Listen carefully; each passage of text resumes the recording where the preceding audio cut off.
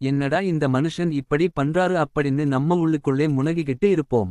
யுவராஜ் சிங் ஒரு தொடர் நடைபெறும், அந்த தொடரில் 10 போட்டியில் நடைபெறுகிறது என்றால் 10 போட்டிகளில் 4 போட்டிகளில் சொற்ப ரன்களில் வெளியேறி ஏமாற்றம் அளிப்பார்.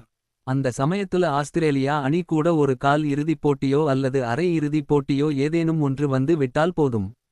இவரை தவிர வேறு எவர் மீதும் அவ்வளவு நம்பிக்கை வைக்க முடியாத அளவுக்கு ஒரு ஆட்டத்தை வெளிப்படுத்துவார். பிக்மேட்ஸ் பிளேயர் என்று சொல்வார்கள், அதற்கு உதாரணம் யுவி தான்.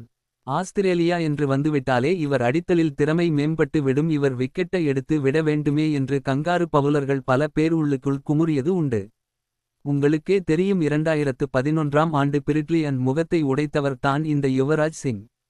யுவராஜ் என்றால் ஆஸ்திரேலியாவுக்கு பயம் என்பதை பல இடங்களில் அச்சாணி போல் அடித்து காட்டியிருக்கிறார். மேலும் இங்கிலாந்து மற்றும் நியூசிலாந்துக்கும் யுவராஜ் சிங் என்றால் மனதில் ஒரு பயம் இருக்கும். இங்கிலாந்துக்கு எதிராக 6 பந்துகளில் 6 சிக்சர் அடித்து துவம்சம் செய்ததெல்லாம் வரலாற்றில் என்றுமே நிலைத்து நிற்கும். கிரிக்கெட் உலகில் 6 பந்துகளுக்கு 6 சிக்சர் அடிக்க முடியுமா என்ற பெரிய கேள்வி இருந்தது. அந்த கேள்விக்கு விடை கொடுத்தவர்தான் நமது இந்திய அதிரடி ஆட்டக்காரர் யுவராஜ் சிங். Aggressive king.